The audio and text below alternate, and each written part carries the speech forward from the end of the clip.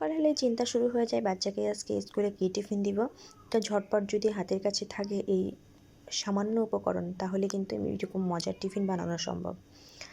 একদম টক দই বা ক্রিম ছাড়াই আজকে মালাই কাবাব হবে, শুধুমাত্র গুঁড়া দুধ দিয়ে। আর গুঁড়া দুধ আমাদের বাসায় সবারই থাকে। আমি 6 পিস চিকেন নিয়েছি, তার সাথে একটু গুঁড়া দুধ, লবণ, আদা বাটা, রসুন বাটা, 4টা কাজু বাদাম দিয়ে আর একটু গোলমরিচ দিয়ে বেটে লেবুর রস দিয়ে মেখে নিয়েছি। মেখে 10 মিনিট রেখে দেওয়ার পরে যখন আমি এটাকে ফ্রাই করব, তখন একটু জয়ফল দিব, একটু গ্রেটারে গ্রেট করে দিয়ে দিব। আর যদি গুঁড়া করা থাকে গুঁড়াও দিয়ে যায়।